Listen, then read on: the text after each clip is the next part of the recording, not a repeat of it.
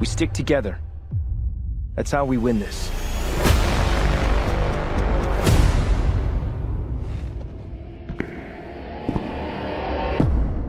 Leave no one alive. Well, hot damn, here we go again, ladies and gentlemen. It is Invincible. Season 4, we're covering episode 1 through 3 in parts and giving our overall statements. And I have a special guest, ladies and gentlemen. Very special guest.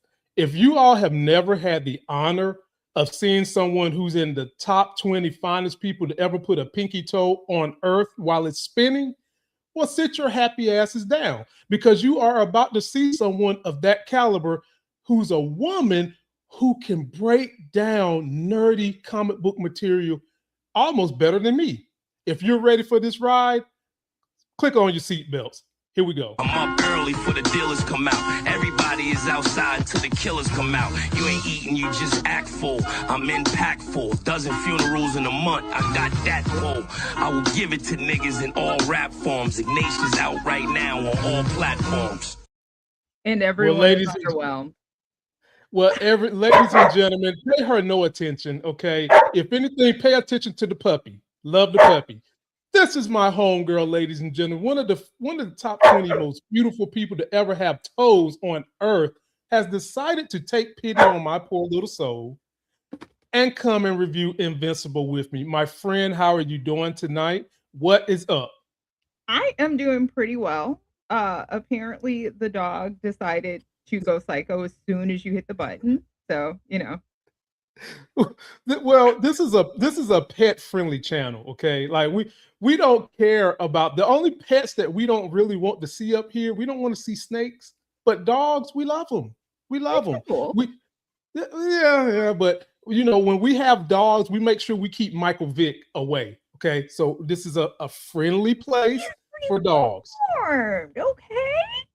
Yeah, that's how we get it in. And so tell the people how they can find you, where you're located, and then we'll dive on into the review. All right, fair enough. So, hello there. I am Holodeck Hose, also known as Nzinga. You can find me at Holodeck Hose, the French spelling, Heauxs, on TikTok, Instagram, and YouTube. And her link is in description. And for those of y'all that have nasty minds like Janet Jackson, she did not say, and I don't know how I heard this the first time, she did not say holiday hose. Okay, no. That's not what she said. Her logo is in the background and it's in the video link description. And we are going to dive on into this thing. So, my friend Nzinga, how did you feel overall about these 3 episodes? And are you feeling like they're doing better than last season? Ooh, so I feel like last season there was a lot of growth overall that happened, and there was a lot that happened really with like him and his dad. So there was a lot of growth that we saw over the course of the entire season, even with how we would view his father and what the possible redemption arc could look like with that. So these first 3 episodes, I think they did a really, really good job of showing how he and Oliver were trying to step into each other's roles, almost like Oliver is trying to step into Mark is trying to step into Nolan, but I don't think they needed the 3 episodes to kind of underline that as hard as they did. There's one thing that kind of bothers me that people are already arguing with me about in the entire show, because I know it happens in a comic book, but it bothers me. But okay. I mean, I think I still like, I thoroughly enjoyed the 3 episodes. I like, you know, spines getting pulled out and stuff. It's fun times for me. Same here. Normally, this show to me is as good as anything that's live action on TV as a series right now. It is that good. And normally when you get to about a season 4, a lot of places tend to run out of steam. Mm-hmm. For me, this thing picked up even more than what it did last season with kind of the story arc they've taken us on from episode 1 through 3. And the reverse turning of Mark and his dad. They're trying to clean up dad to be a real deal hero. And we slowly see Mark losing his mental health going to the dark side. Now, the thing is, he's got Eve on his side, but I have a nitpick about the way they're trying to portray her, and we'll get there when we get to episode 3. So why don't we just go ahead and start this thing off with episode 1? I got a nit. Oh, girl, look. Okay. I have nitpicks all the time. Like I grew because people start saying when you have your nitpicks, don't just gloss over them. Explain them. Talk to them about it, because we usually have the same nitpicks too. Because I used to try to dance around Hollywood, and I wasn't growing when I danced. When I wouldn't talk shit and I just danced, that didn't work. I finally had to come out the shell, say what I wanted to say, and not worry about who could shut a door in my face when I need them in Hollywood or not. Because at the end of the day, they're not paying no bills over here until I get my feet in the door. But episode 1, Mark is dealing with the fact that he's got a taste for death. He's got that Viltrumite DNA is starting to come out. And we got our first chance to see Barney's heterosexual badass brother, the dinosaur, in this episode. Mark had to take him on. And that was the first time we noticed Mark was about to kill someone. And so my question to you in episode 1, were you ever afraid prior to what happened that Mark would actually kill someone after what happened with him and the dinosaur? So this is going to make me seem really bad, but it wasn't necessarily a fear over whether or not he would do it so much as it was, is it going to be the right choice when you do it? So for me, I see it differently. I don't think that he's fighting becoming the full Viltrumite. I think that he's struggling with how does he truly protect his family, truly protect himself, the ones that he loves, while being the hero that everybody kind of defines as heroic. It's like heroes don't kill people, right? So if you can't kill, then you can never actually stop the threat. The threat keeps coming back, and there's a good chance that the threat is going to crush your mother's arm. So it's very much, I think that he's struggling with, okay, I thought I was strong enough to, at the very least, protect the people that were around me, and I can't do that. And me leaving these people alive, it's coming back to bite me in the ass. And that's a lesson that he learned very, very, like, in a really bad, hard way. And now I think he's more so struggling with, this is kind of the pragmatic thing to do, but also I don't want to be like my father. And I think that that's really where the struggle comes in with him. So yeah, no, I wasn't scared at all. Like, honestly, I wasn't scared. It was just more of like, this isn't the moment. But I kind of felt it coming, but this is not the moment. And he didn't do it. Yeah. I didn't feel like it was the moment. Why take out Barney's little brother when, in essence, it almost felt like he couldn't control the power himself? And then at the very end, you had the Guardians show up when Barney's little brother turned back to a naked white guy. They showed up, and Mark he thought about it, and he let it go. However, he's still swirling with all this stuff in his head. And to me, Mark hasn't been the same since he left that black chick in season 1, but that's another story. We'll get to that another day. He should have never left the sister, but I digress because I do like Eve. He is conflicted with his family. This is the ultimate issue with all superheroes. If you come out and let people know who you really are, your family is going to always be in danger. Always. Thankfully for him, pretty much everybody surrounding him is superpowered except for his mama, which brings me to another interesting thing. How do you feel about the mama's boyfriend and them about to move in together? I think it's good for her. I was like, okay, go off. Like, I'm happy for her, because especially considering everything that happened with Nolan, me like watching it, I was like, he would pound me into sand because my immediate instinct was, I will fight you. Like, that is just absolutely horrible. And then the way that he described her is kind of being like a toy or like a beloved pet was just incredible. It's just so heartbreaking to invest something like that in someone and then have them essentially tell you that you're worthless. So for her to be in a relationship now where this man is trying to give her space, because even the moving into thing, right? It's like Right. he took notes. He took notes. It's like, yeah, it has the granite countertops. It has the vestibule or whatever the hell that it is that she wanted. Like he listened to her and he took notes on what it was. He came up with the plan. He didn't come to her like, hey, I think we should buy a house. You should look at a couple of houses and tell me which ones you like. He did work. So I'm here for him. I'm here for him. Let me speak on him as a man. For him to have the kahunas, the moxie to have to go in a woman after a superpowered person and not be scared to do it. And not only did he do it, but he went in and he got this woman ready to move in with him. For that, I got to give him that man a soul clap because that is a feat of strength by itself. Maybe but different verbiage, because go in double entendres and stuff, you know, like I mean, look, maybe different verbiage. But every now and then I got to show that I'm educated, you know, like I can use analogies, verbiage, entendres, triple entendres. I got to do that. But I'm gonna be honest with you, I do not trust that guy. Something about him makes me not trust him. I like that mom is happy. I like that she's got the relationship.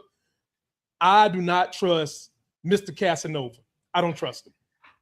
So I guess that's the thing. It's like, to me, from a woman's standpoint, he's not necessarily Casanova so much as he is like the normal, regular guy who is risking a lot. Like you have two superpowered children. You already know, like the last house got blown up.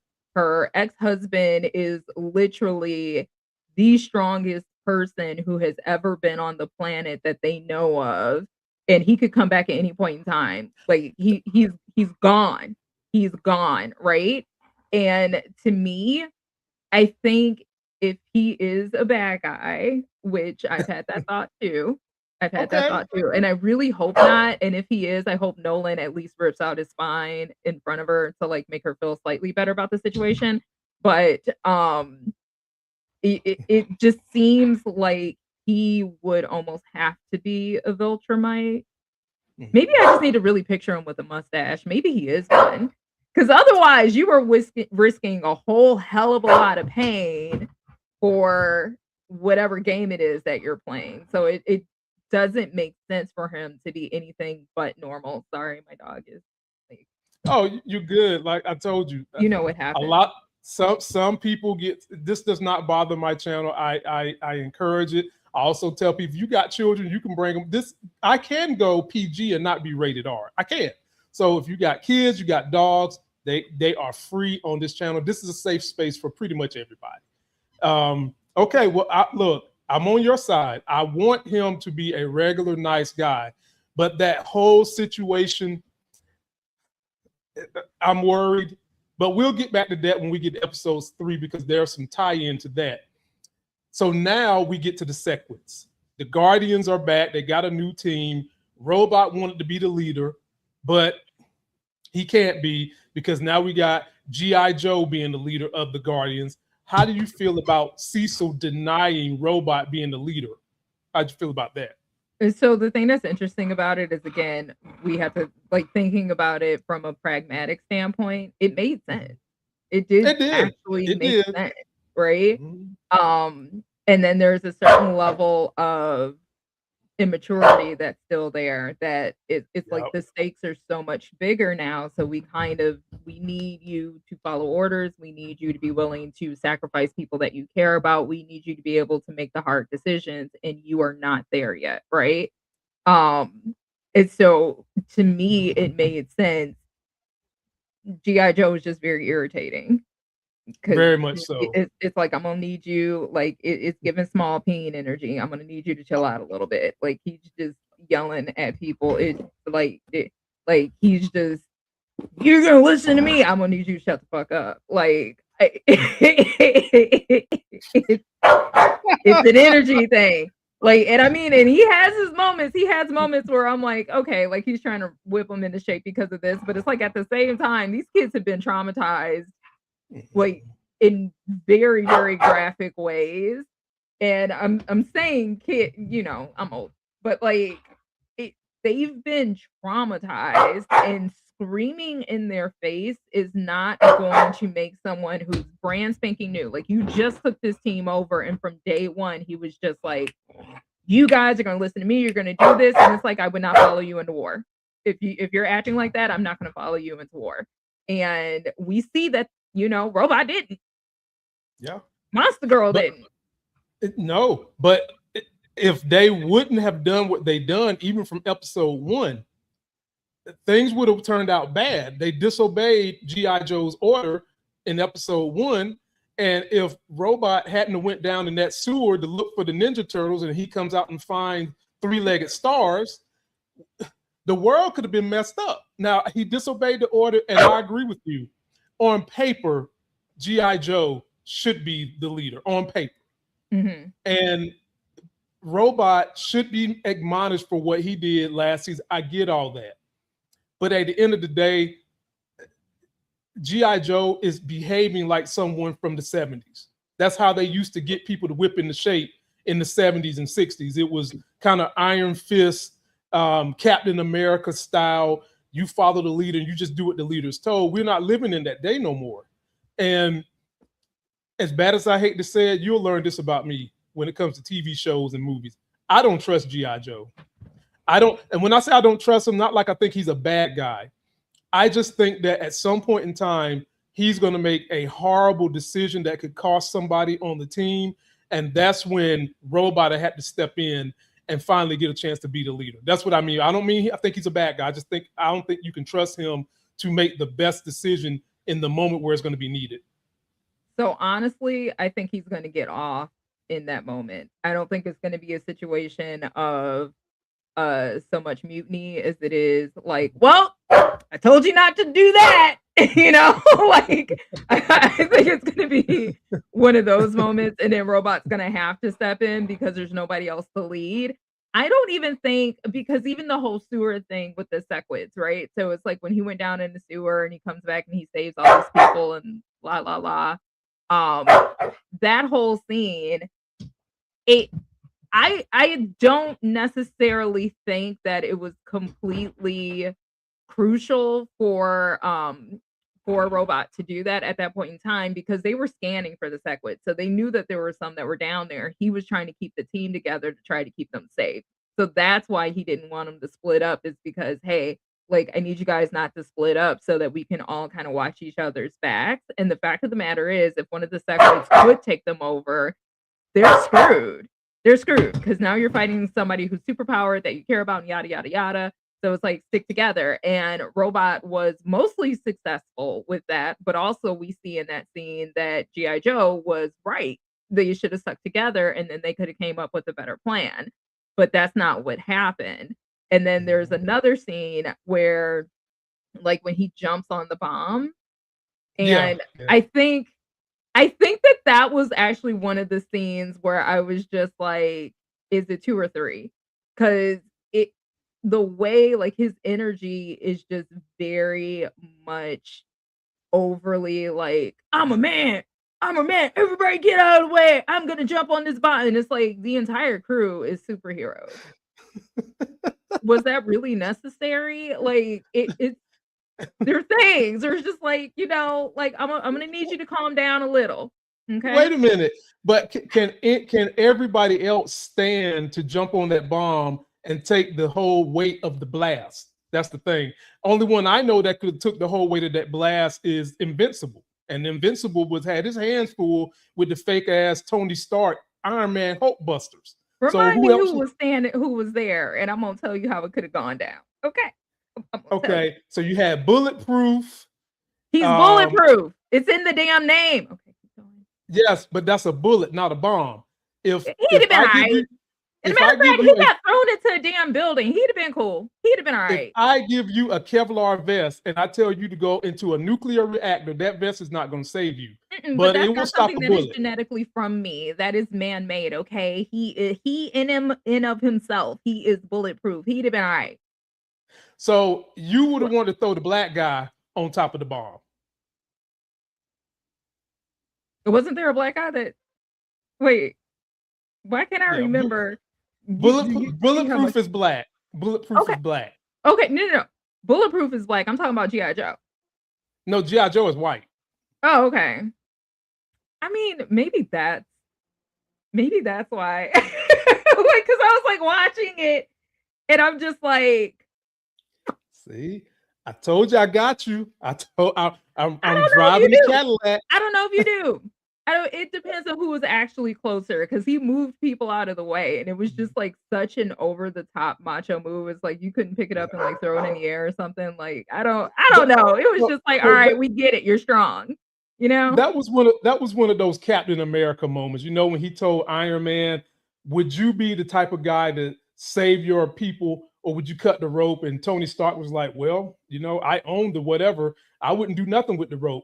Captain America would have cut the rope, and he would have took the bullet. And I think that they're trying to portray this guy as that, but I still don't like him, and I don't think many people like him. So No. that's why I think something is going to happen with him, and then when we get back to these sequits, there was some dumb things done by the common folk. Number one, if I'm standing by a sewer, right, and I see something that looks like a starfish creeping out of the sewer, my natural inclination is not going to be to walk over and look at it and stand there and talk. My natural inclination is going to be to get as far away as I can, call whoever is out here that can do something about it. I ain't about to stand there. Why was the man standing there going to look at something that comes out with 3 legs and a Okay, I brain? feel attacked. I feel attacked. Okay. Okay, I feel Uh, attacked. I feel attacked. no, All right. no, I am I, not attacking you. I promise you. listen, when it crawled out, I would have backed up. But I am a scientist, okay? I have like that's my degree is in we talked about this. I am a scientist. I want to understand things. Would I have gotten taken over by a sequid first? It would be me. Yeah. Like you're like, who the hell's gonna stand over? Lord have mercy.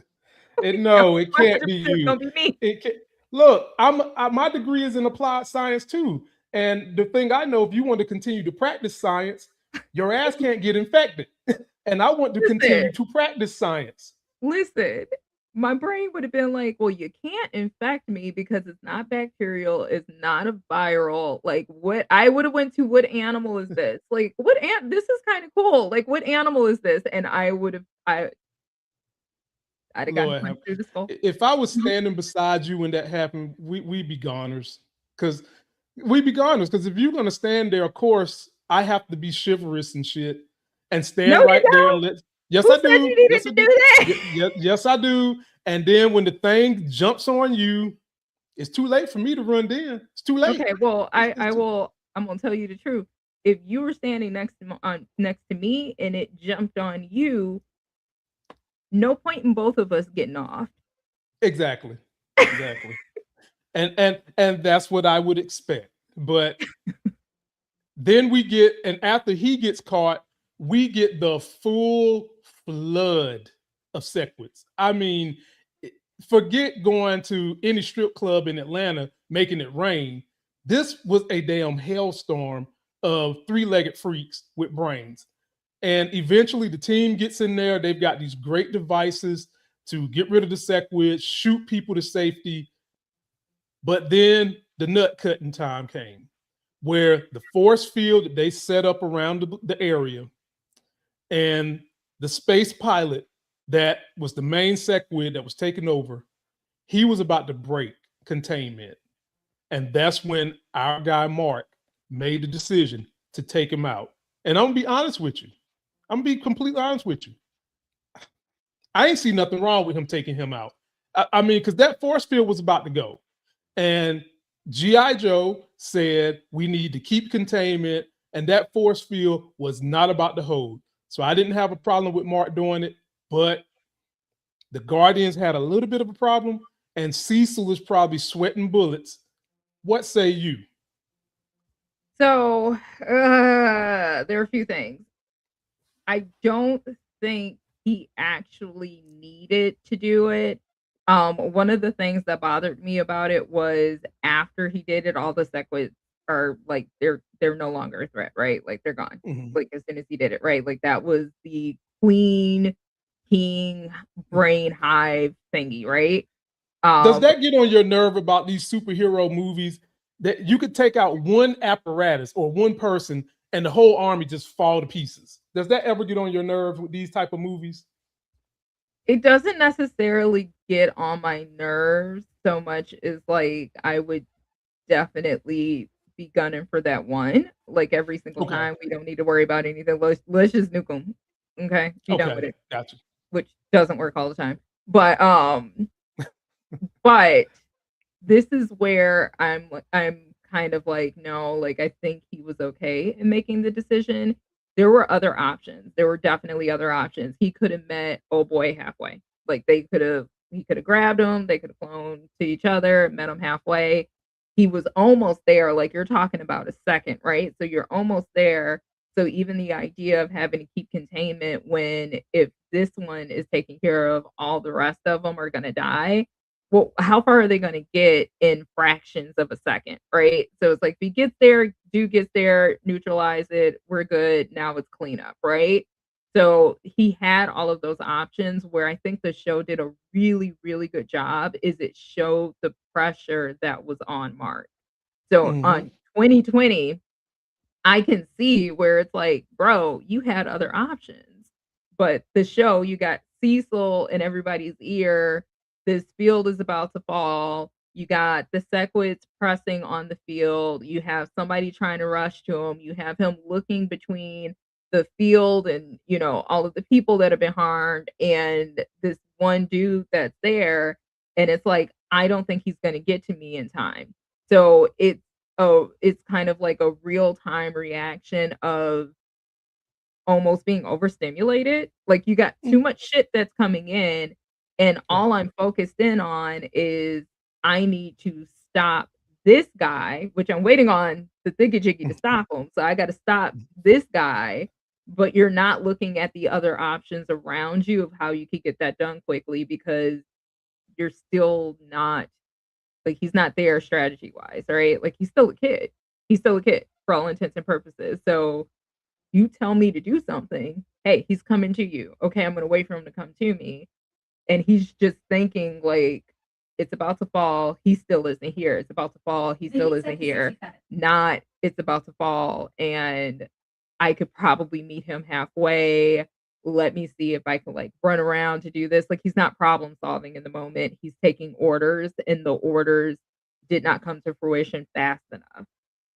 So Mhm. I get why he did it. I totally get why he did it. I think Cecil has got his little Frankenstein scientist in there. And I'm thinking as someone who has written some stuff, you should have trapped those sequids and try to use them for good somehow, some way. Kind of your concept of you want to try to figure out a way to use them for good. Kill it with fire. Okay. Okay. Well, ladies and gentlemen, post your comments. Let us know what you think. Are you okay with the way Mark handled the space dude and got rid of the sequence? Or would you have rather him just let him go? See what would have happened if that dome would have cracked. We want to hear from you. And now we'll go to episode 2. And there are a lot to get in there from. We still got to talk about Eve and what's going on with her and her powers. We didn't get a chance to talk about the fake ass Storm from episode 1, but I think we're going to see her again. So we will get a chance to talk about Storm sometime this season. And as we go to episode 2, we got to take the time to give a shout out to my sponsor. They sponsor my big channel and they sponsor this small channel. It is Kalshi. And ladies and gentlemen, the new term that they like to use nowadays for betting, instead of calling it betting, they like to use this cutesy shit predictions market. Well, folks, it's just fucking betting, okay? And if you want to bet on things outside of sports, you want to bet on who's going to win a political race, you want to bet on, is it's Invincible going to get a season 4? You can do it all right here on Kalshi. It is one of the best predictions market that you can bet on pretty much anything outside of sports and sports. They've also got it up here. Will Trump ever have to have accountability for what he's done? Nope. And the betting odds on that is 70% no, 30% yes. So you've got that. How long will this war last? You've got that. Anything you want to bet on, folks, you can do it here at Kalshi. Excuse me. Any prediction you want to make, you can do it here at Kalshi. Link is in description. They are the happy sponsors of both of my channels, and they want to see this one grow like the other one does. So please go down there, grab your link, get your free $100, and let's get on to episode 2. So you get introduced to the Viltrumite Empire, and somebody figured out how to come up with some hocus pocus alamigocious potion, and it made the Viltrumite sick, and it killed, I think, what do you say, like 50 billion or something crazy like that?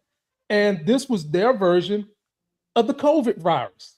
And it spread, and it's only 50 of these mofos left. When you saw that, what was going through your mind? How did you feel about that? I thought it was actually a good storyline because I expect that to happen to humanity at some point. So, you know, I wouldn't necessarily relate it to COVID so much as like nerdy STEMmy brain. If something like Ebola was not easily containable. So if it had a longer infection cycle, we would be in trouble, you know? So it's something like that. And I thought it was actually a really, I don't know, I just really liked that part of it because you kind of understand. I don't want to say understand, but it's like, oh, so that's why they're going planet to planet trying to impregnate all these women and have Viltrumite kids. It's because population is almost completely gone. So it's not even about building the army up so much as it is just building an army, period. Like, period. Somebody got to sweep the street, you know? It's only 50 y'all mofos. That's not enough. It was interesting. It kind of reminded me a little bit of the Roman Empire. So Rome almost did not happen because they treated women so badly that all the women left Rome, and the empire was going to be completely destroyed. Just like the birth of Rome, it was going to be completely destroyed because there were not enough people that were in the society to procreate to build it up. So, you know, instead they invited neighboring people to the Colosseum and then offed all the men and took the women, and that's how Rome was born. And it's just very reminiscent of that to me. Wow. That's, folks, you get bonuses here. You get science, you get history. That was a good one. I didn't even know that. Damn. See, told y'all. I told y'all. Top 20. Yeah. Top 20 right here, sitting here. I love that storyline too. And I like the way they weave that into young Nolan literally getting his ass beat by the mama. Now, what was up with the mama? The mama she was mad about something. Like, she was going to kill her son, and the dad was kind of, you know, pump the brakes, mom. And the mom called them both soft. Mom used one of your lines, if I may. Both of y'all got small penis energy, okay? I'm going away. So my question to you would be, could the women not go and try to find mates on other planets and screw them too? Or was this just the men go do it? How does this work? Well, we don't know that the women aren't doing that. We don't, but we don't know for sure that they are either. We know the men are. Well, at least we know one man is, but we don't know anything about the women. So there are a few different things, right? So what's the gestational period of a Viltrumite? So it's kind of the same thing that it is with humans, right? So if we say it takes 9 months to pop out a kid, and then, you know, another month to heal up enough to be able to get pregnant again, right? Yeah. Like, if we just go with that. Whereas dudes just can willy-nilly, you know? Yeah. So if you're trying to build up a population, then right. If you're trying to build up a population fast, one, you need genetic diversity, which was part of the issue that they had with there only being 50 of them left. They were going to be completely messed up. So you have to have the genetic diversity, and you need to be able to have multiple children born and multiple times in multiple different areas that you could draw from. So it's going to be harder for women to do that. And if there are only 50 Viltrumites left, because I'm pretty sure he said there were only 50 left. So if there are only 50 Viltrumites left, we don't know what the percentage is of men to women. None of that stuff. Like with his mother, what I will say is interesting because I think that that was an individual thing with his mom. With his mother, I think it's just buying fully into the propaganda, which we also see that it is propaganda. So she's completely brainwashed, whereas dad is like brainwashed, but also I actually give half a shit about this kid. So could we not completely off him? You know, so there's levels to it, you know, but I mean, as far as like what are the women doing, we don't know. And if we put a human lens on the Viltrumites, which, you know, human writers, so you kind of got to, it makes sense for there to at least visually be more men that are going around doing the thing. They have less downtime. That's true. And it's kind of evolutionary. Mate and migrate, basically, unless their humanity takes over and they kind of fall in love with one.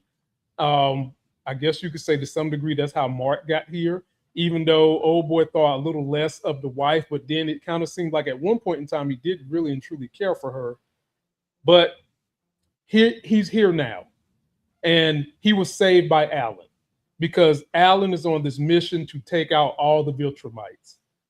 And Omni-Man is giving him the play-by-play on what these weapons and these entities that can take out the Viltrumites. And so we go get Alan's wife, who's voiced by Tatiana Maslany, who was She-Hulk.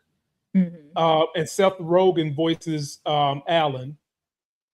And J.K. Simmons voices Nolan. And so we're on this space mission, basically. The first place we came to, well, all the places really, were places that the Viltrumites had conquered, had killed people, and had tried to get Nolan to seal up these different things that could hurt him. So they go get the bugs first. Then they go to a place where Nolan thought that he had killed this guy that had the gun from hell. Do you hear me? That gun, I think, could shoot through somebody's son. It's the Death Star. It's a portable Death Star. What did you think of that character and that gun? And it can take out a Viltrumite, like one clean swoop. I was actually kind of laughing my ass off at the whole idea of like, because the entire time they're moving rocks, it's like, yeah, it's like, so you killed this guy, and it's like, well, I buried him alive. Oh, is he dead? I did it 100 years ago. I don't know. Like it was like, bro, he's dead. I mean, he ain't ate nothing. Like he can't be alive after 100 years. Like, but it's like the way he said it. It wasn't even like, no, like there's no possible way. It was just like, I think. I mean, he shouldn't be. like, what are you doing right now, my guy? And then, you know, when the gun, like when they finally get the gun and the gun starts to move, you're immediately like, the audience is immediately like, this dude is not dead. And then, you know, hijinks ensue. And I don't know. I like that character. I really like that character. I hope that we see him again. That entire scene was just like goofy and silly AF to me. I liked it. Loved it. I did too. I like the character. I like that when he came out, his ass was hungry, but he still had taste. He didn't want to eat whatever Alan was eating. He wanted to get on that ship. Did you notice how the ship kind of looks like Star Trek? I know you had to notice that. Yes, Captain Picard. Yes. So there are like a lot of parallels that they did with it. And I was laughing at that the entire time too, because the bridge was very Star Trek, the quarters very Star Trek. Which is so funny because even when they first sent him to like the first one's like, oh, you guys could go here. I was like, you don't have other rooms? Like that was my first thought. Look, and poor, you should never say this about a Viltrumite, but poor Nolan. Like every night on that ship, he had to hear all kinds of noises, monkey double backflips. He had to sit there and hear it every single night. And I'm sure he's thinking, when's the last time I had me some? And I got to sit here and listen to these fools. I'm surprised he didn't go in there and tell them to pipe it down a little bit. Just a little bit. Here's the gag. He probably low-keyed enjoyed it, because why didn't you just go out in the hallway?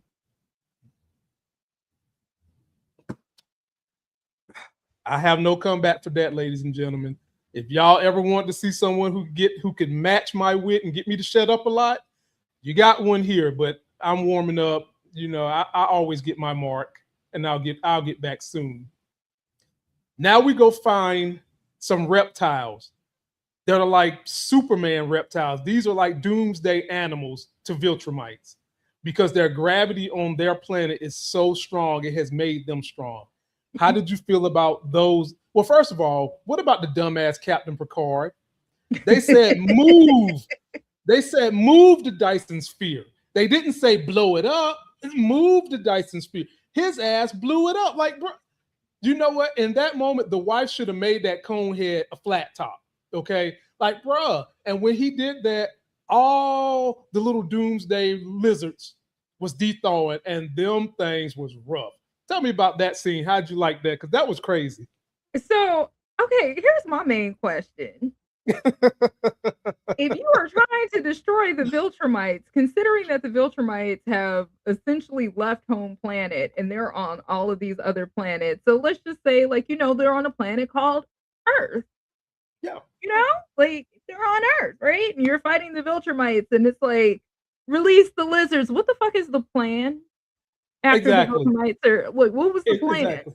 What was the plan? I was like, well, look, maybe the plan was to unleash these things on the Viltrumites planet. Maybe that was the plan, not Earth, but on the Viltrumites. But they're not even planet. there. They're not, again, there are 50 of them left. Okay? 50 of them left. You have had orders to spread your seed across the universe and to see if you can find DNA that is compatible enough with yours so that you can have another strong Viltrumite, right? There are only 50 of you left. There are probably 5 people on that damn planet. Like, that's not even, and now they know that you have these lizard things that are going to take them out. Like, they know about it, right? Like, yeah. What was how did you think you were going to even catch one to begin with? Are we just going to use a damn net? Like, what were they thinking? So the plan was to keep them on ice and then get them on the ship. But what I want to know, I'm with you on, like, what was the plan beyond that? I get that you're going to keep them on ice, get them on the ship. But how many was you going to take? Where was you going to drop them? And when you drop them, if let's just say that they wind up killing the Viltrumites, how y'all going to take them down then? Like, who is going to be strong enough to deal with these things to control them? Y'all don't got Professor X on this show. Y'all don't got nobody that can read a mind and shut it down. So what was going to be the next thing y'all was going to do with these lizards? That's what I want to know.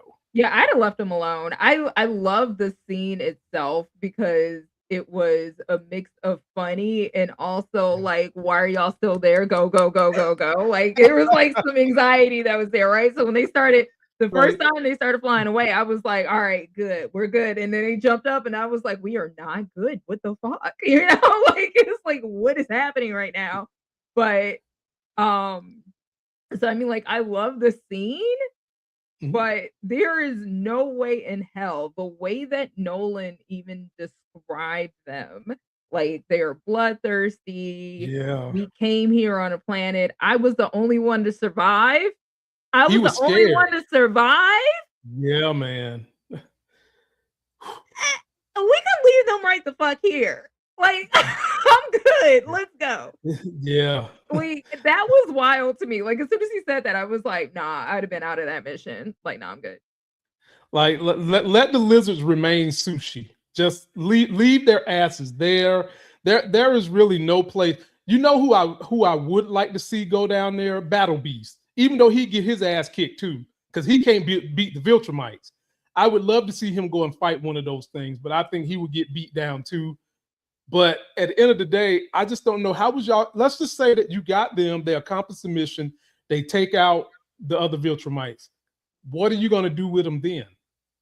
Like, are you going to freeze them again? Like, or you gonna take you could take that gun if old boy is willing to use his gun. I'm sure that gun could kill him. Yeah, but there are too many. Like that's the thing. There are too many of them, and then to me, it felt too much like I just see xenomorph in them, Yeah, where y'all fools are gonna bring them to Earth, and then they're gonna start populating and just offing everyone. Like that was the right, idea that I had in my head. Was like, right. who the hell purposefully, outside of the capitalist monsters and alien Earth, like who is gonna purposefully be like, let's bring xenomorphs to Earth? Like, leave them the hell alone. Some boxes don't need to be opened. Some secrets don't need to be known. Leave it the hell alone. Right. And by the way, ladies and gentlemen, some of y'all already know this, but me and my boy B. Avery, we reviewed Alien Earth and the shit going on with them and Wayland Utani, and we absolutely loved it. Just go dig around. You'll find our reviews. We did every episode, and we'll probably get the screeners, hopefully, for next year too, because it's going to be good. Okay, so now they've gone back, and we've learned that Thaddeus is the one who released the gas. He's a Viltrumite. But I have a nerdy question for you. The voice of Thaddeus was also a character from the 80s. Now, I know you're kind of young and stuff like that, but I'm sure you probably watched some 80s shows. Whose voice is Thaddeus from the 80s? No freaking clue. I would have to listen to him talk and really think about it again. There was a Here, hold cartoon. on. Give me 30 seconds. Okay. Okay. Now, folks, we're going to give this woman 30 seconds to figure things out. Now, hopefully, she doesn't go to Chat GPT and cheat because she is a nerd, believe it or not. They come in all shapes and all levels of hotness. And if she is cheating, we'll know. We'll know. We will know. But while she's looking things up, Thaddeus, I thought was going to get killed because Nolan was not feeling the fact that he's the one who basically off a billion. Oh, she found it. A billion of the Viltrumites. Thaddeus was not feeling it. And so now that she's figured it out, we'll give the floor back to her. Now, do you see the voice comparisons now? When you think Yes, about his voice, you hear yes, that voice. For yes, those of you that didn't know, Optimus Prime from Transformers. yes. That's the guy Thaddeus. And the actor's name, I forgot his name, but Peter Cullen. yep, Cullen. Yep, Cullen. Thank you. That's Optimus Prime, and one of the most distinctful voices you've ever heard. So, what do you think about that character, and how do you feel about him basically being? I relate this to the colonizers. You know, if one colonizer went bad because of what they did to the natives here, would you be in support of that person, basically helping the people native to the land, or would you want to do like Nolan was about to do and take him out, even though you know that your people are evil? Where do you stand on this? So it's very interesting, really interesting, because I think that this is more of that thread of what is the hero. I think True. he's a hero. I think he's a hero. And it's really interesting because yeah, you genocided your own people who were genociding all of these other planets, right? So Nolan Right. kind of loses it for a second, and he actually says that to him. It's like you killed everybody on the planet. It's like you started a genocide, and he's like, bitch, y'all been doing that all over the galaxy. Like, Pretty much. like that was like kind of the response to it. Um, and at the end of the day, the plague that the Viltrumites were becoming and the things that they were doing and the cruelty that was shown, getting a virus that very quickly kills you is actually mercy in my eyes in a lot of ways. I agree. Um, and it's for him to carry that because he was definitely kind of torn and like, I know the pain that I've caused my own people, and I realize I'm doing this to my own people. And then there's a certain level of, you have a refined virus now that no one would be able to survive, which would either mean that A, you plan on doing this and dying yourself, Mm-hmm. or B, you plan on doing this and being the only one of your kind in the entire universe when it's all said and done. both of those things are very tough choices, and both of those things, in my eyes, make him a hero. I agree. I 100% agree. At some point in time, all skin folk ain't kinfolk at some point in time. And if your family is responsible for a genocide of not just one planet, we're talking about planets, plural, let alone you just do it on one planet. And you understand that morally, ethically, and just in your heart is terrible, and you go on a crusade basically alone that actually works, you're a hero. Because they could have figured out several ways to off him in painful ways if they would have found out what he did. And for him to have the moxie, the guts, the compunction to want to save people from future being eaten up by these locusts on the universe, I give him a lot of credit. And I give him credit for facing Omni-Man too, and just telling him, look, bro, it is what it is. It is what And it is. you need to get on this team, okay? And I'm just like, why Omni-Man gonna say to him, promise me this is gonna be a last resort? I'm thinking to myself, bro, the minute you turn your back, I'm gonna shove this shit right in you. And that's You know gonna be what? my last resort. I get the last resort part. I get the last resort part because at the end of the day, if humanity was being attacked in the same way, Mhm. right? Right. And somebody had something like that, and it's like, okay, well, human beings, you've done all the things, right? I would still want it to be a last resort for the simple fact that not even thinking about like, oh, well, I'll be dead too, so much as what about the entire species? There's still value to the species itself. Mhm. And that would be the thing that would make me kind of like, if we do this, then this has to be a last resort because we still have to at least try to save the culture, the music, the art, the buildings. We need to try to save all of those things and save our species. We have to try.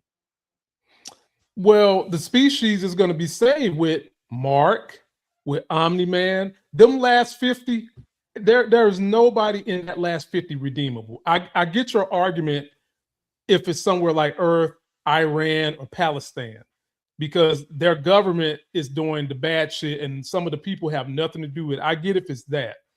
But these are the last 50 Viltrumites. All of them is for Thrag. All of them is for taking over planets. So look, But I'm on the Nolan was one of mindset, the last 50. but Nolan has transitioned. So what are you going to do with these other We don't 50? You just going to put them in jail?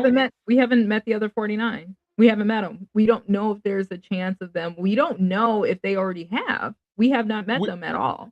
we've met 5 of them. We met the one who came to beat up. It was Yeah. 3 last season that came to Yes. get Mark. Yes. And we've seen the 3 this Mhm. season. We don't know the other 50, but Mhm. I think it's safe to assume the last 50 probably are hanging together and they're probably under Thrag's control. And so I guess for you, would you just try to like capture one of them and just, you know what? You're going to become a No. godly man. I'm going to teach you this No. Christianity and your ass is going to be saved in the name of Jesus and you're going to be good. We're going to save your culture because you can save the culture without the people. I am not a Christian. I am agnostic, therefore I would pull Daenerys Targaryen on them, bend the Oh my knee, God. get the She's going to dragon, burn them up.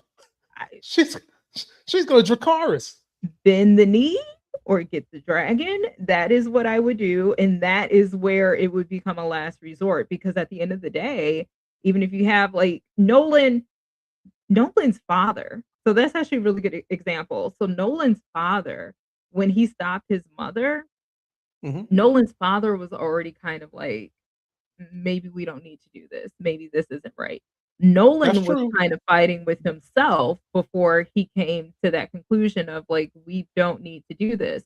We do not know what experiences these other Viltrumites have had. We don't know if they had, and even Nolan with the mother, he didn't stay with her because, oh, I care about you so much. He stayed with her to see if Mark would get powers. That's why he was there for so long. So you got to figure if the other Viltrumites are doing the exact same thing, where, okay, we're having children with these other species, and then we need to be here long enough to see if these kids are going to have powers, we have to play the same game. There's a chance that Nolan is not the only one that changed his mind. There's that chance. So I get it where, if it's last resort, but also bend the motherfucking knee or your card. Okay. Not to mention that Viltrumite DNA, Nolan has been getting in the panty drawers of all kinds of aliens, and Mark has a brother now, which we're going to talk about season 3. And if you recall, that species, they only live for like 22 days, like a damn cricket. But Mark's brother, he's thriving. He's thriving and he's alive. Which brings us, ladies and gentlemen, to episode 3, where we're going to tie up all these loose ends. Let us know what you thought about episode 2 as we dig into this thing. Before we even get there, I just got to know, what do you think about Thrag? What's so tough about him? Like, is he going to have more Superman powers? Does he got light beam? Why is he so tough? Why does he get to wear lion skin furs around his neck like he coming to America and shit? What is so tough about him? Because the people gave him the power. That's it? Like, that's it? Like, he's no stronger than Nolan. He's no faster than a speeding bullet like the rest of them. There's nothing else about him. I think there is a chance that he is physically stronger on a one-to-one basis, but the people gave him the power. They could have ripped him apart years ago if they wanted to. He probably had like one epic battle and they were all like, oh shit, like you're so strong. We bow down to you. And then he started doing all of the things and propaganda worked. Okay. I can rock with that. So episode 3 starts out with Titan.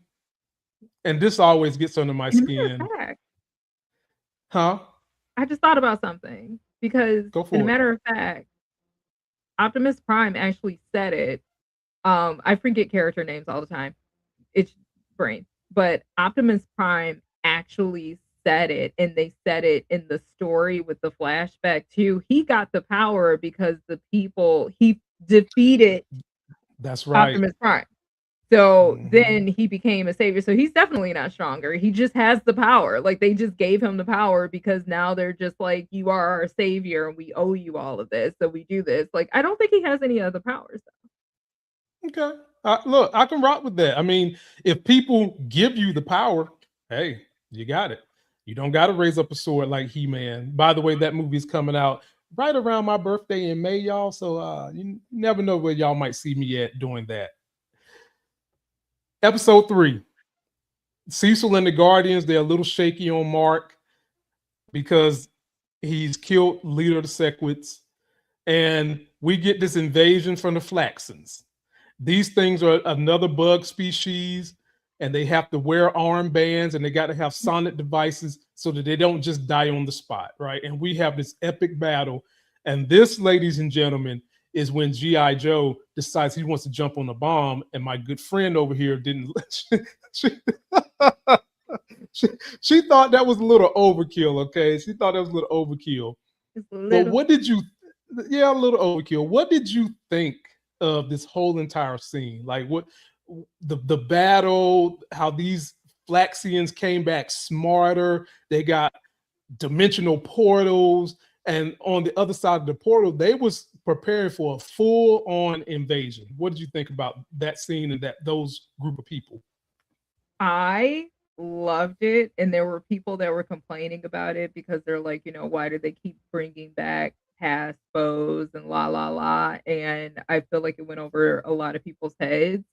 That was the clear sign of Mark stepping into Omni-Man, and his brother and Oliver stepping into Invincible, like that, because both of those big bads were big bads in the show that the one above actually defeated. So Omni-Man had to defeat the Flaxons, and then Invincible had to defeat the Dragon Dude. And now you see those roles switch, and it was like, watching it, I was like, oh, this is low-key genius, because it's showing how they're both trying to strive into the footsteps of people that they don't necessarily want to be in their footsteps. Mark does Yep. not want to be like his father, but he's Nope. stepping into that role. And Mhm. Oliver looks up to Mark, but he doesn't necessarily like there's still and it's kind of sibling tension too, but there's still some tension there where Oliver it needs to kind of find himself and he's trying to step into shoes before he even knows who he is. And it Right. was just it was so good. It was so good. I liked it. I really liked it. I loved it. And for those that was complaining about rehashing these characters, you kind of hit it on the head, and I'll just add this caveat to what you said. Mark said it in episode 1. If we don't kill some of these people, what's to prevent them from coming back? That's why you keep seeing this recurring theme, because these entities just keep coming back. And he even said they come back smarter and stronger. And this is exactly what they're doing. They're coming back smarter and stronger, which is giving him more ammunition to go into his dark side. And it's making the little brother see that. The little brother was ready. He was about it last season. He really was. Mark had to reel him in.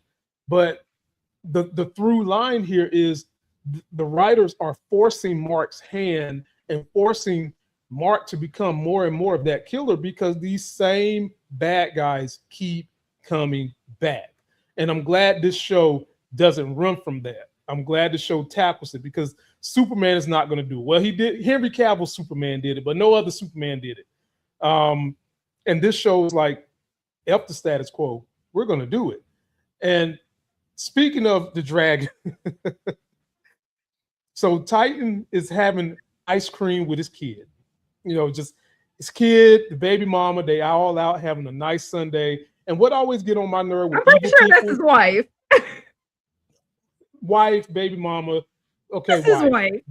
Wife and mother of his kids. They're strolling, having ice cream. And what always get on my nerve with evil people or people who have done dastardly things, why is your family more important than somebody else's family to be left alone? Because I hear these people say this all the time. Well, I just want to be alone. I just want to have my family, my fucking family. Okay. After you done pilloried other people's families, you done scarred up other families, you think it's okay for your family just scroll through the park on a Sunday and have ice cream? Well, this Sunday, no. This Sunday, you had a ninja that came out there with a Wave Master kit.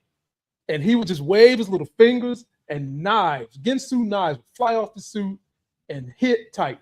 What did you think of that particular fight and that guy?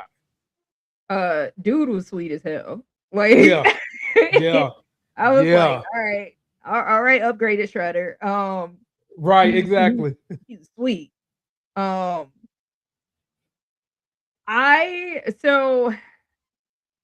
It's funny because it was like, even when he was fighting him, it was like as soon as he went after the mother and the daughter, I was like, oh hell no, I'm ripping. Like, I was like, why are you punching through the mask? Take that shit off. Hurt and speed this up. Like, I was like, just like, let's go.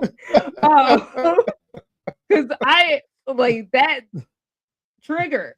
But I don't know. It's really interesting because I think the thing with Titan, like, I don't think it's necessarily a you don't get to touch my family. I think he's very well aware of the fact that his family is in danger, which is why he has all this security around him, is because he's trying to keep his family safe. But you don't think so?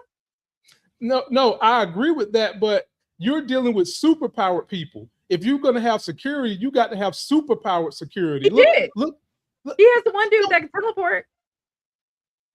Where was he when Master Shredder came through and was nuking all the other security guard? Where was he at? Where was Mr. Teleport at then? He was twiddling his thumbs, but he came in for the people that mattered. He came in at the end. I get that. But like you said, we went on a roller coaster ride where it was like 2 or 3 times. We thought that mom and that kid was about to be done. 2 or 3 times done. I mean, yeah, but they survived. For now, they survive. For now, I still think there's gonna be a moment with that, but for now, but like I don't know. I feel like that entire character, everything about him is he is moving in fear of losing his family. Everything that he's doing. So he left the syndicate because, or what is it? It's not the syndicate. Is it the syndicate?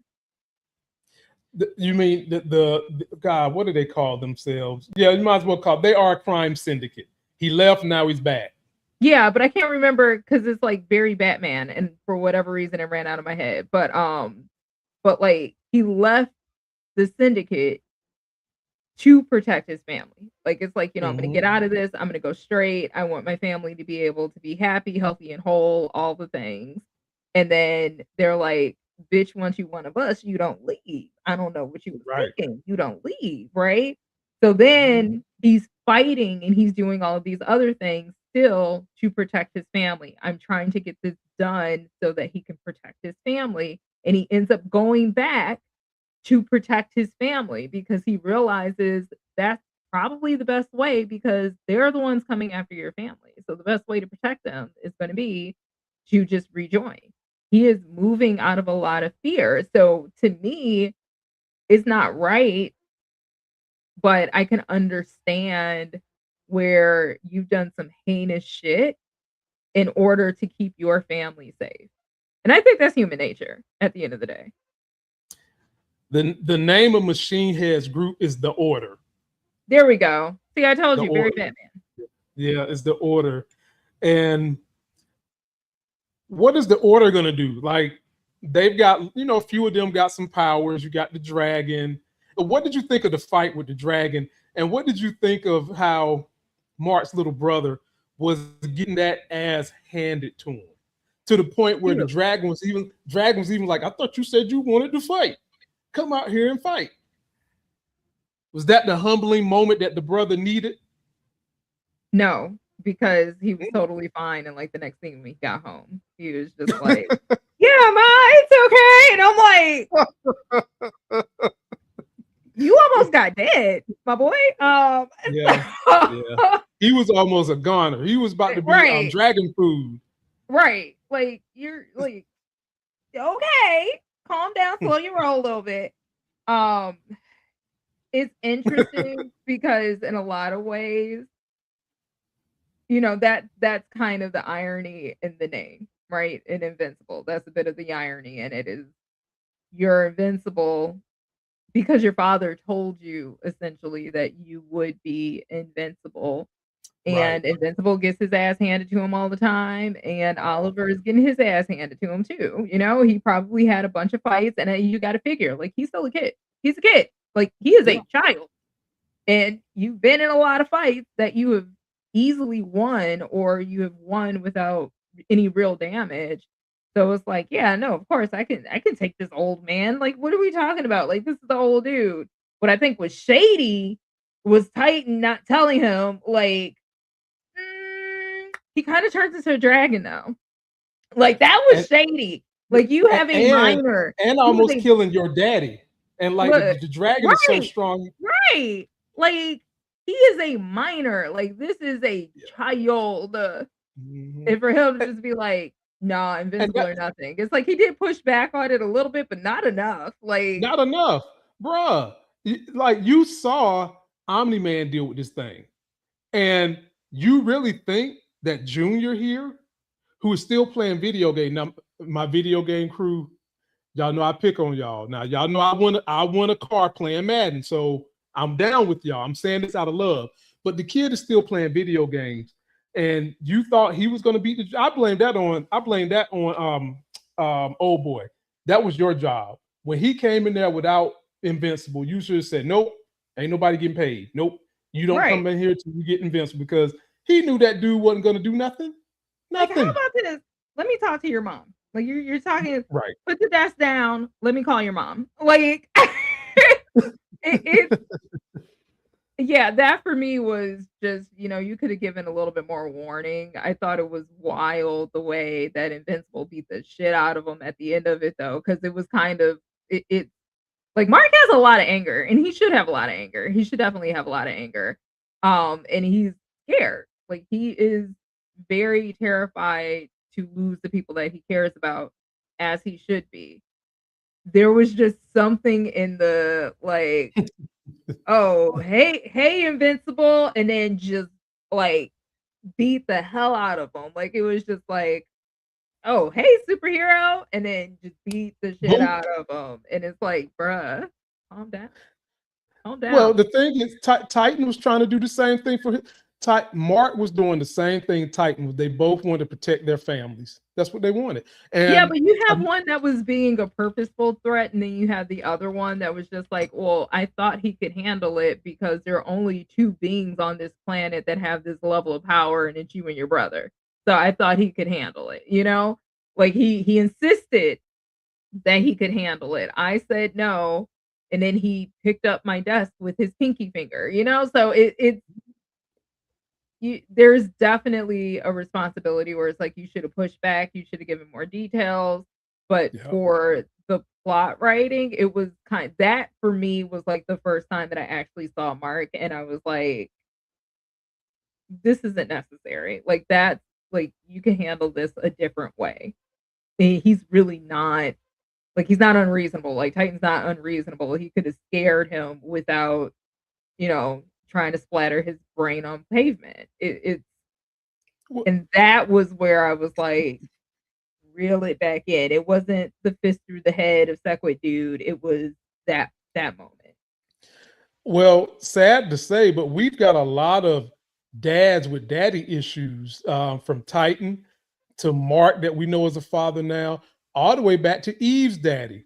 And I didn't even really give you a chance to expand on that, but did you like the way Eve's dad jumped down Mark's throat and basically told him, my daughter has never had any dates with death, even close to it, until you came along. What did you think about the way that dad handled it?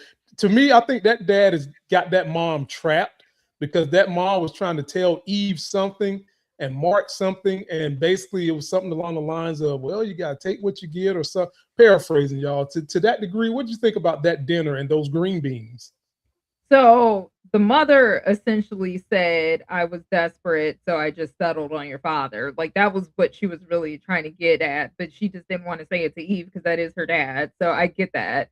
Um, what the father said was factual. So It was. it's kind of like, 1 + 1 = 2. What's your explanation of this? And I think if I were Eve, I would have been more so annoyed at the fact that you kicked me out of the house. You regularly treat me like shit, but now you're trying to be protective. Like that Mhm. would have irritated me. Like, but also if I had that kind of relationship with my parents, I wouldn't have my new boyfriend that I'm oh so in love with come to have dinner with my parents without me having a very like I probably would have been like, you can meet my mom.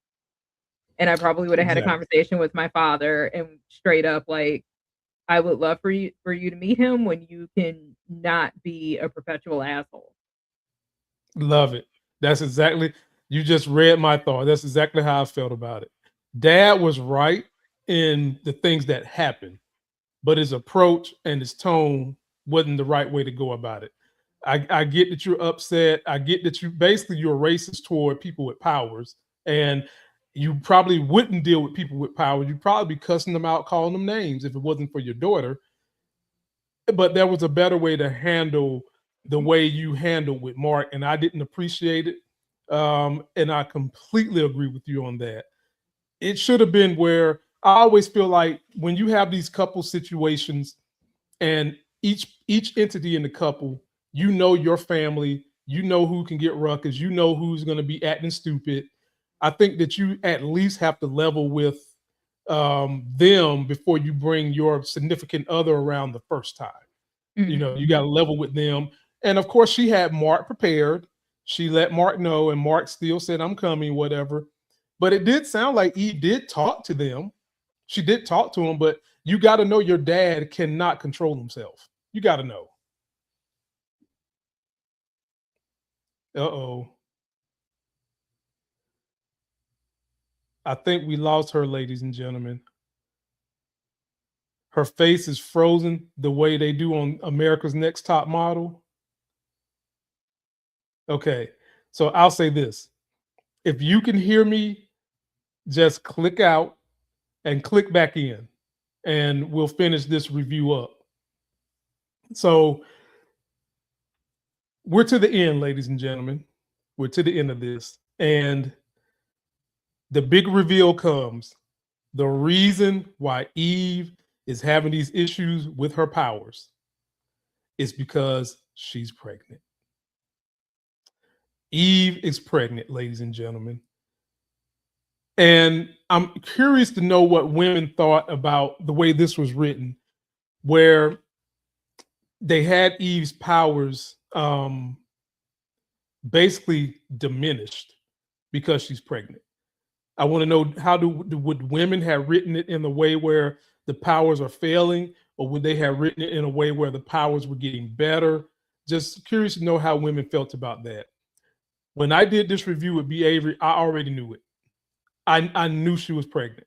And they kind of ate around the cookie a couple of times by continuously saying, all right, here we go. Now we can get the woman's perspective.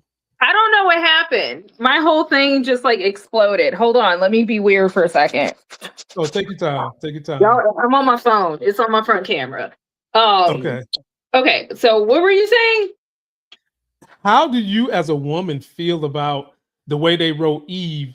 She's pregnant now, and the way they wrote it, instead of her, they could have written it where her powers got amplified or something like that, but they wrote it where her powers are diminishing because she's pregnant.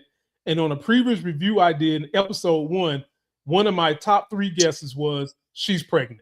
And as a woman, how do you feel about the writers wrote it where her powers are going crazy because she's pregnant? Oh, we got double your money, ladies and gentlemen. We get 2 of her. No, you don't.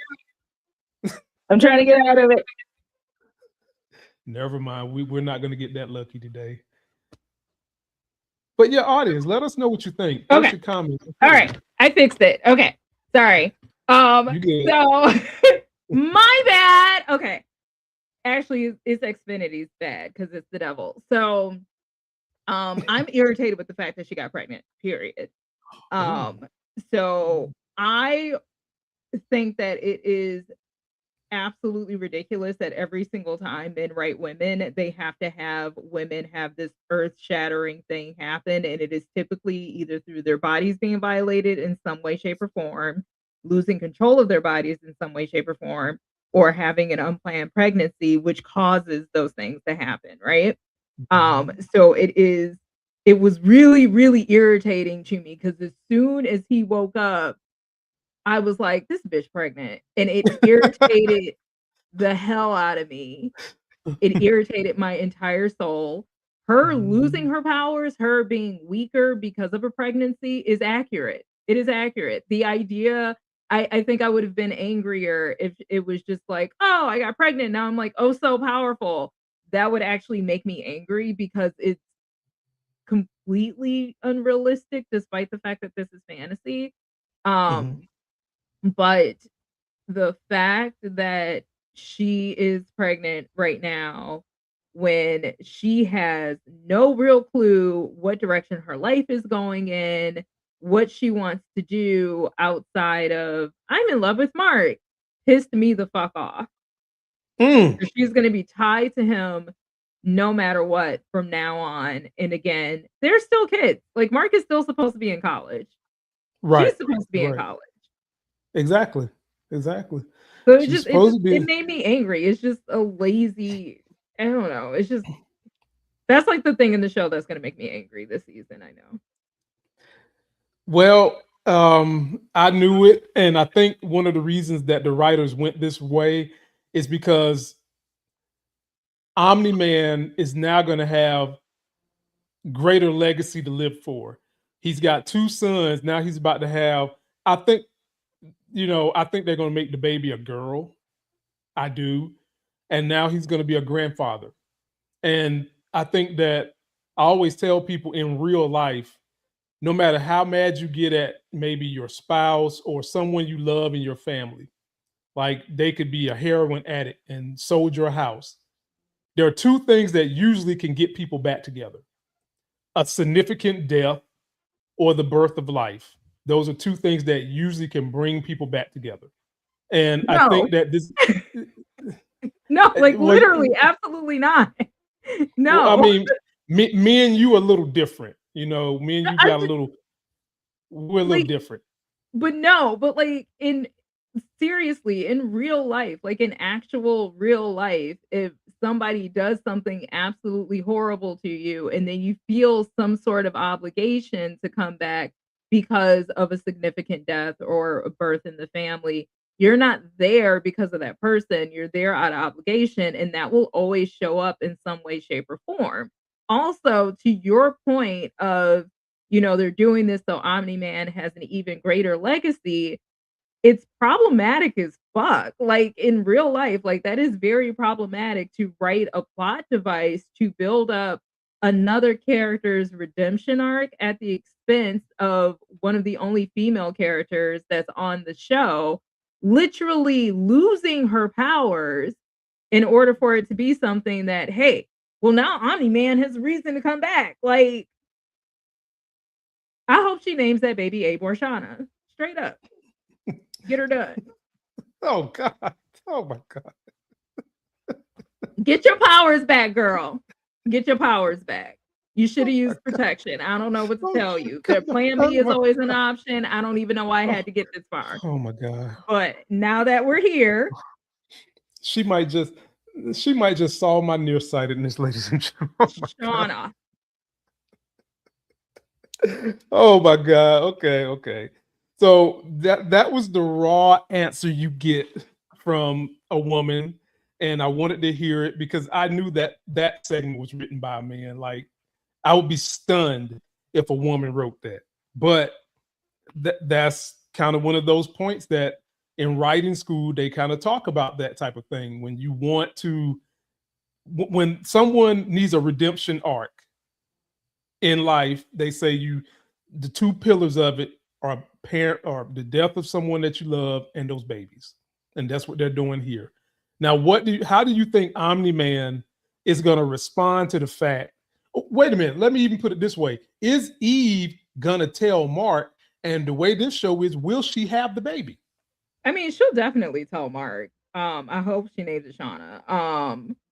But I think that she'll definitely end up telling you. She may or may not. I hope that they don't have her do like the whole angsty, like, I have a secret. I don't want, like, I really hope they don't do that with her, because I really like Adam Eve's character. Like, I really liked Adam Eve's character. And if they try to write her into like, freaking emo, like, it was just such a hard decision. And I don't know if I could tell Mark. I don't want to hear that shit.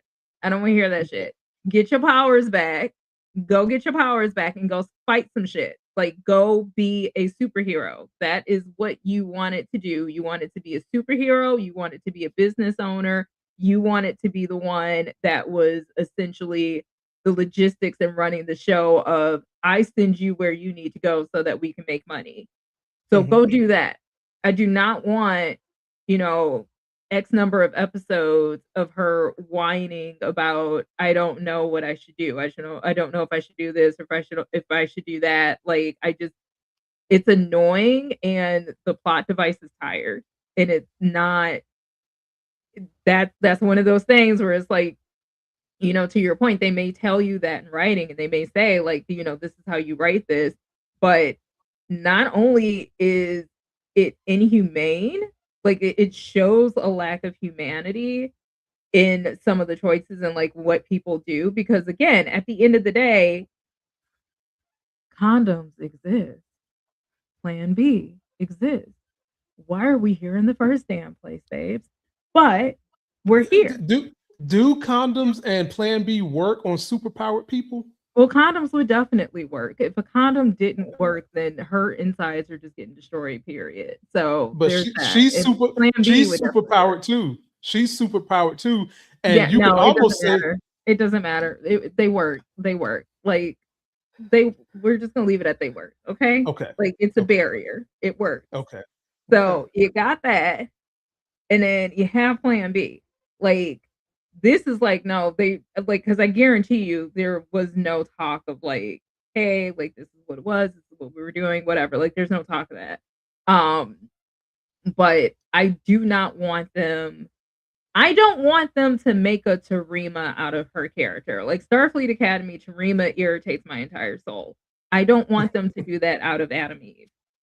I don't want them. I don't want everything about her life to revolve around her relationship with Mark, and now I have to have a kid.